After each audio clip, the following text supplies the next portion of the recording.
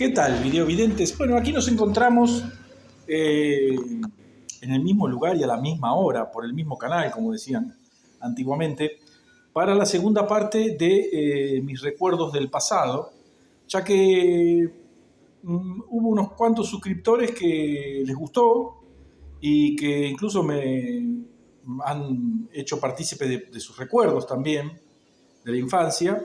Así que bueno, les dije que como me habían quedado cosas en el tintero, como se decía antes, bueno, haré una segunda parte de también otros recuerdos de la década del 60 de mi infancia.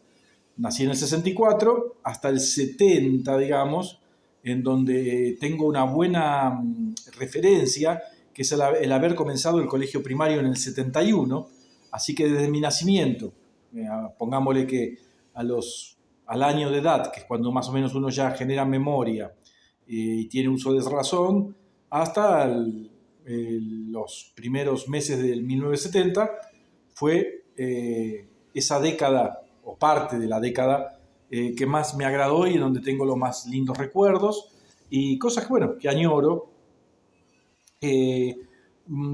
Antes que nada voy a comentar algo que está relacionado. Yo comenté del sabor de las frutas y las verduras y Miguel me dice que las manzanas ahora, que qué pasa que hay algunas que tienen la consistencia y el gusto a pera. Primero te digo, Miguel, que hay tres frutas que pertenecen a la misma familia.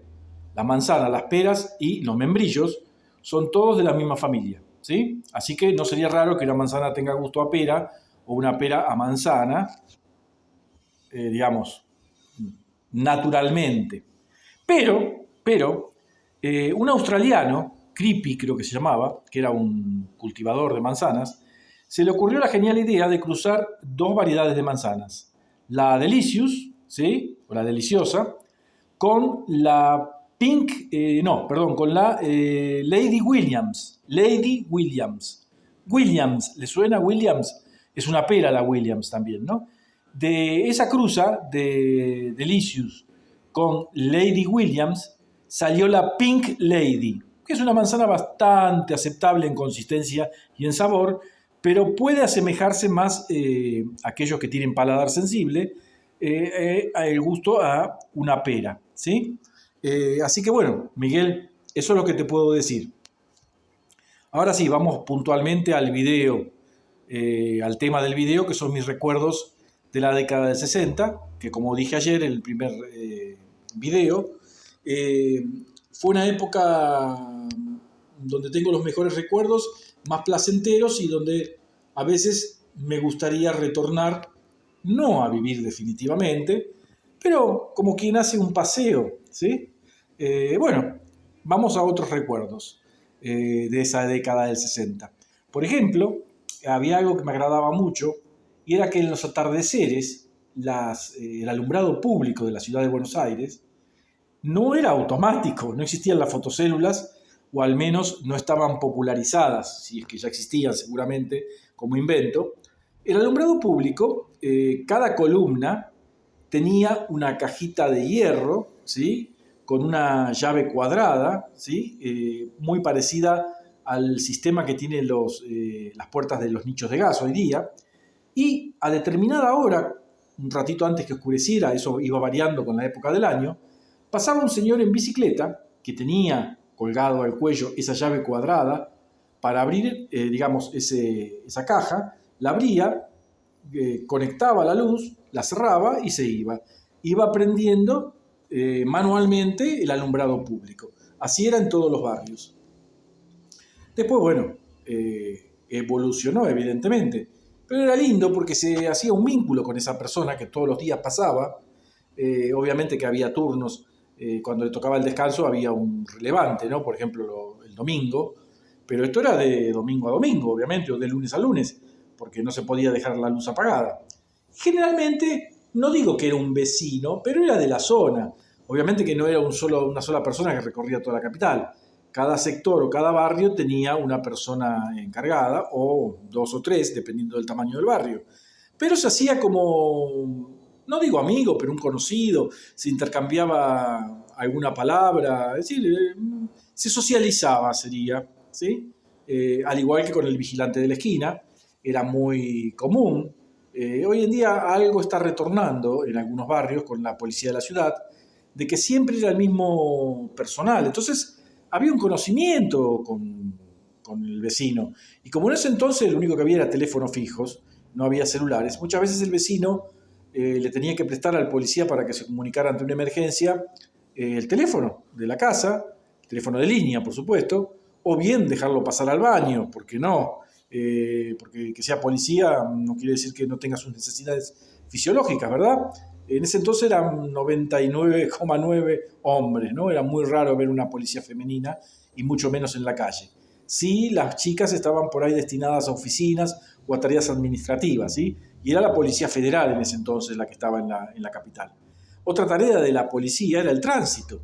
Si bien existían policías municipales que andaban en moto, conocidos como zorros grises por su uniforme color gris, y eran malditos porque hacían multas a troche y moche y muchas veces no justificadas, de ahí lo de zorro gris, ¿no? El tránsito, sin embargo, lo dirigía la policía.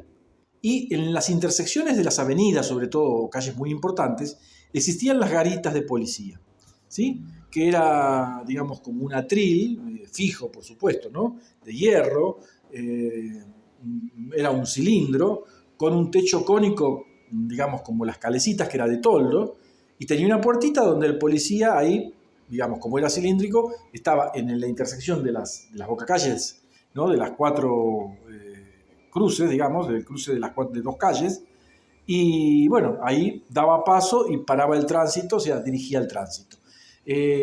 No había semáforos o había muy pocos. Eso era muy típico en los años 60. Es otra cosa que los chicos del barrio muchas veces cuando a la tarde, los veranos, que había muy poco tránsito, y como el policía era siempre el mismo, o los mismos, se hacía un conocimiento, había un conocimiento, los chicos jugaban en la calle, a la pelota, a lo que sea, ¿no? A la mancha venenosa, a tantas cosas que se jugaban en mi infancia. Y bueno, el policía nos vigilaba, nos cuidaba, y muchas veces cuando estábamos cansados y hacía calor nos permitía subir a la garita. Era toda una experiencia, ¿no? Mirar desde ahí para nosotros era una cosa muy alta para un chico chiquito, ¿no? Y de ahí se tenía todo un panorama muy amplio de la zona. Así que bueno, esos son los recuerdos de infancia. Otra cosa por ahí que también recuerdo es los almacenes, que también ayer hablé algo de los almacenes, de las galletitas sueltas, que existía el delivery, que no se llamaba delivery, se llamaba entrega a domicilio, ¿sí? O reparto. Los almacenes más, digamos, de más categoría, tenían un triciclo, que era una bicicleta, con 3 ruedas, obviamente, por eso era un triciclo, pero tenía una rueda atrás y 2 adelante. Entre las 2 ruedas delanteras tenía una caja con una puerta levadiza, y ahí se colocaban todos los pedidos que se iban a hacer, las entregas, ¿no? Casa por casa. En esa época, además, se fiaba, existía la libreta. El almacenero tenía, así como una cuenta corriente, vamos a decir, anotaba, y después a uno a fin de mes o la quincena, según se cobrara, se iba y se abonaba lo que se debía. Los almacenes más chiquitos, más pobretones, tenían o un familiar o un chico que hacía las entregas, pero a pie. Y llevaba una canasta bastante como las de panadería, ¿sí? Esas donde cuando salen de los hornos el pan, se coloca el pan, en las panaderías que tienen horno todavía, ¿no? Que no son esos hornos eléctricos de hoy en día, que se salen en bandeja, pero antiguamente eran hornos de leña o de gas, y el pan se colocaba en unos cestos bastante grandes. Bueno, en ese tipo de cestos con una manija se colocaban los pedidos y el chico iba repartiendo casa por casa. Eso también era muy común en la década del 60. Yo llegué a conocer incluso las últimas épocas del tranvía. He viajado en tranvía, aunque no lo recuerdo, tengo el boleto y mi madre me lo ha contado, pero no tengo el recuerdo vívido. Tenía 1 año y pico cuando he viajado en un tranvía que era de la línea 84. Hoy en día esa línea existe, pero es un colectivo, el colectivo 84. Un medio de transporte excelente que lamentablemente se perdió, poco contaminante, silencioso. Bueno, por algo en algunos países del mundo se conservó y está volviendo, ¿no? Quizás ayornado, ¿no? No con la tecnología de las catenarias y ese sistema, digamos, del tercer riel, pero bueno, un método, digamos, de transporte silencioso, práctico, ya digo, cómodo, ecológico, si les gusta la ecología. Así que bueno, mi recuerdo del tranvía y de las vías que estaban en el tranvía, sobre todo en calles principales y avenidas. En algunas partes, cuando ya ha entrado los 90, todavía había barrios que todavía tenían calles no asfaltadas, de adoquines, y aún se veían las vías del tranvía. Por otro lado, en Caballito hay un tranvía que funciona, pero es, digamos, algo histórico, no es un medio de transporte útil, digamos, es un paseo, ¿sí? El tranvía histórico, o el tramway histórico de Buenos Aires. Que se tuvieron que traer los vagones de Portugal. Lamentablemente acá no quedó ninguno sano, porque en la época de Perón, con esos vagones, se les quitaron las ruedas y se les dio a los pobres para que hicieran viviendas, ¿sí? No juzgo si estuvo bien o estuvo mal, ¿eh? Estoy diciendo qué ocurrió y por qué no quedó ninguno de los originales, ¿no? Bueno, esos son otros recuerdos que tengo de mi infancia, a los que ya, agregados a los que ya les dije ayer, ¿no? Estos por ahí son menos vívidos, pero tengo también, he llegado a ver la tracción a sangre, que se decía. En mi época ya no había lecheros a caballo, estaban las botellas de leche que se compraban en el supermercado, o venía, digamos, en un vehículo a motor. Pero sí llegué a ver la panificadora, ¿sí? Que traía el famoso pan lactal, que sí, era un carro con caballos, ¿sí? Pero estamos hablando de 65, fines del 65, 66, después ya no. Aunque se seguían viendo carros tirados a caballo de los famosos botelleros, ¿sí? Que vendrían a ser los cartoneros actuales, ¿sí? Iban a caballo, y hasta los 2000 más o menos se veían, aunque ya estaba prohibido la tracción a sangre, venían desde la provincia, ¿no? A cartonear. Luego se puso más estricto y ya no se ven tracción a sangre, es decir, carruajes a caballo por la capital federal. Quizás algún Mateo, que son esos sulkis que se ven por Palermo, como también un paseo, como una cosa turística, ¿no? Pero pocos quedan.